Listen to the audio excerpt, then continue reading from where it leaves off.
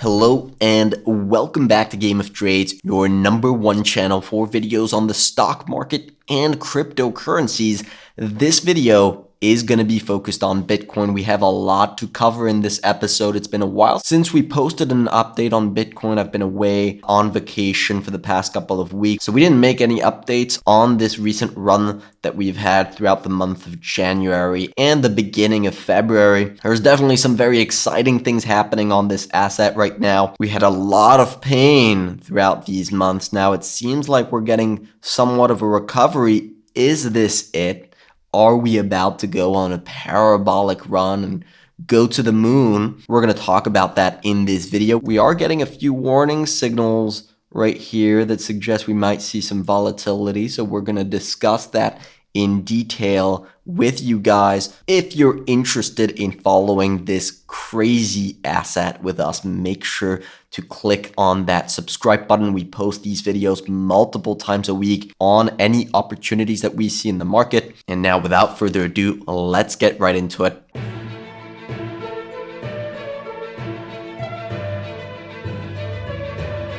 All right, so I want to start off by quickly talking about what indicators worked to time this bottom, right? This is a new asset for a lot of traders. A lot of people are still figuring Bitcoin out. We don't have decades of data like we do on the S&P 500 to really go back and analyze. We have to look at what's happening day to day. It's also changing and how it's changing as an asset. It's a very dynamic asset, and you can definitely say that Bitcoin is no longer the same asset it was just a few years ago. So we have to be in constant reflection, constant self-education to find out the best way to trade this asset successfully. And that's where I want to talk about the indicators that did work to time the bottom. And I want to start off with this big price channel here. One thing we know about Bitcoin is that it respects technical analysis. It respects technicals. It's an asset that trades 7 days a week, 24 hours a day.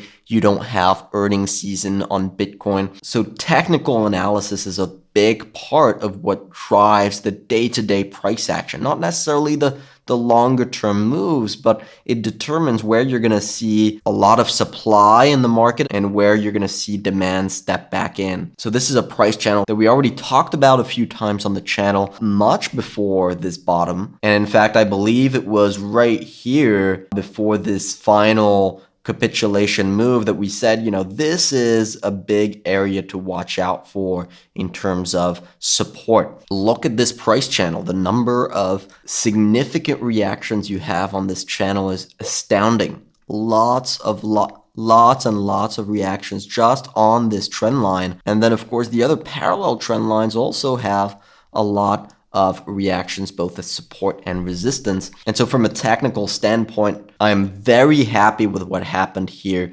Big reversal off that level. Now here I can take a look at another big indicator that just worked beautifully on this recent bottom, and that is the supply in profit held by short-term holders. And this is such an ironic indicator because it gives you how much short-term holders who are speculative, you can call it dumb money, how much profit they're currently making with their Bitcoin. And ironically, you don't tend to see a big bottom on Bitcoin until this goes to zero, meaning everyone is underwater. Everyone who has bought Bitcoin recently is losing money. And that's when you're going to see Bitcoin bottom. And the exact same thing happened right here on January 24th. Now, we posted this chart a few times on Twitter in early January, and you can see the supply and profit was close to zero, but you really had that last capitulation move down before it really bottomed. And again, we zoom out a little bit more, you can see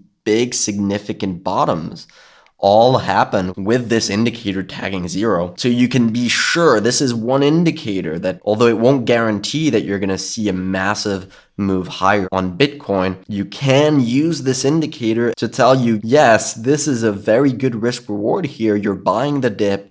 Nobody's making money on Bitcoin, and that's the moment to enter. So, I like this indicator for that reason. And this is definitely something that we're going to continue to look at on Bitcoin. Okay, now enough about what happened in the past, what happened on that bottom. What's about to happen now? What's the next move we could see on Bitcoin? Are we about to continue this downtrend? Is this just a counter trend rally for another leg down? We're going to talk about that in just a second. Now, keep in mind the rally that we've just had, right? Let me put this on a daily chart. If we take a look at the percentage move from the bottom all the way to where we are, that's a 37% move up. Now, it may not look like much on this chart, but 37% is massive. So, that tells me that, there's a lot of people who may have bought the dip here at big support and that are massively in profit right now. And so those traders are currently booking their profits on their Bitcoin here as we encounter this resistance here at around $46,000. In fact, we're going to take a look at the on-chain data to help support that argument. And we're going to take a look at the spent output H bands, right? This is the amount of profit taking that's currently going on. And we can select the type of holders we want to be looking at, right? We don't want to be looking at holders who have held their Bitcoin for 24 hours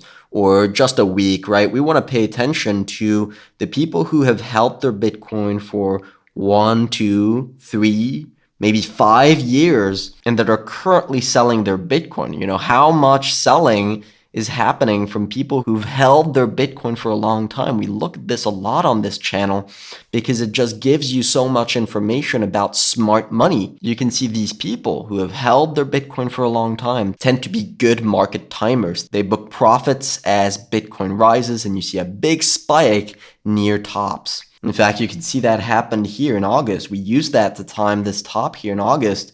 Big spike here. We had the same thing here in November at the very top, big spike here. Now you can't see it extremely well on this chart, but look at this. We have a big spike, right? A lot of profit taking is happening from people who have held their Bitcoin from 1 to 5 years. By the way, if you're enjoying this video, don't hesitate to click on that like button. There's a lot of effort that goes into making these videos. And of course, there's a lot of stress that goes into putting out our convictions, putting out the research and our personal strategy on the internet. But if you appreciate the effort that goes into making these videos, the data that we provide and the education that we try to provide, it is all for the price of just a couple of seconds to hit that like button. It is really appreciated. So you see a 30% move higher on Bitcoin from the bottom, and you see a little bit of profit taking from smart hands. That tells me we should be a little bit more cautious in the short term on Bitcoin. Now, that doesn't mean we're going to get a meltdown here and begin a move down to 20K. But one thing it does tell you is don't FOMO here. We might get better buying opportunities over the next few weeks. We might even get a retest of this channel, right? Remember this channel that works absolutely wonders. There's a lot of demand here for Bitcoin. If we see this type of move, would this be a buying opportunity? We'll have to wait and see what the macro looks like here, what the on-chain tells us, but it could definitely be a big buying opportunity if we see that type of dip. And also look at the potential pattern we could form here with a left shoulder, a head, a right shoulder. So we'll be looking at that very carefully. Short term, a little bit mixed. Short term, smart money is booking some profits. So if you've got some bills to pay and you're in the green from your Bitcoin accumulation in this zone, maybe now's the time to de-risk a little bit. Now that's the very short term, and I'm talking about a few weeks. Nothing is ever 100%, but risk reward is telling me that over the next few weeks, it's not such a good idea to be buying Bitcoin right here. But I think we're still in a very risk-on environment here. Let me add the S&P 500 on top of this chart. A large part of this move down that we've seen is weakness in the S&P 500. And so Bitcoin is clearly very sensitive to weakness on the S&P 500, and it's sensitive to upside on the S&P 500. So here we have a bounce on the S&P 500, a bounce on Bitcoin. If we see just a little bit of a retracement on the S&P 500, that would also impact Bitcoin. In fact, if we retest the lows, and if you've been watching our videos on the S&P 500, you'll know that's possible. We could retest the lows. Could that mean Bitcoin retest the lows as well? Absolutely. So of course, we'll be taking a look at that as we see volatility. Will this be the moment to step in, or should we wait for new lows? And I quickly want to take a look at the 2-year yield here on this chart, because this is really what the market is pricing in terms of monetary policy. When you see the 2-year yield rise like this, it means the market is tightening and it's pricing in a higher federal fund rate with tighter monetary conditions. You can see over the past few weeks that has been the big concern amongst investors. We've seen the 2-year yield absolutely skyrocket ever since, I believe, the Fed announcement back in November. Right here, they made a hawkish announcement here and the 2-year yield just went parabolic. Now look where we are. Here we're at resistance. We're getting closer and closer to resistance. We're getting a little bit weaker economic data. And I think investors are all of a sudden going to realize they may have priced in too many rate hikes too quickly. And you're going to see a little bit of consolidation. So let's add Bitcoin on top of this chart. And you can see a large part of this move down that we've had in risk on assets, and that includes the S&P 500. It includes small caps as well, big risk on assets. Investors have been concerned about a hawkish Fed here, but I think if we see a little bit of consolidation, and I think that's what we're going to see on the 2-year yield, that's going to switch the narrative from being very concerned about a hawkish Fed to all of a sudden, maybe the Fed is not going to raise rates that much in 2022. And all that big panic move that we've seen, I think that's eventually going to get retraced on both Bitcoin and the S&P 500. At least that is our opinion. If you don't agree, make sure to leave a comment down below. We always appreciate the feedback. Now we're going to be posting this week's Bitcoin weekly overview, where we take a look at everything on Bitcoin, all the on-chain data, the sentiment, technicals, the macro, and we give you a full report on what we think is going to happen. There has been some big shifts on the on-chain data this week, and so I think this update is probably going to be one of the most important ones of the month. We're going to go through different scenarios and exactly what we're going to be looking at in terms of warning signals or potential accumulation opportunities in those different scenarios. I'm really proud of the work we're doing with these Bitcoin overviews. We really look at all the relevant data there is to look at, not just the short-term stuff, but actually the developments that drive Bitcoin on the longer term timeframes, what the big players are doing in the market. And of course, towards the end of the article, we have a summary of what we think about the asset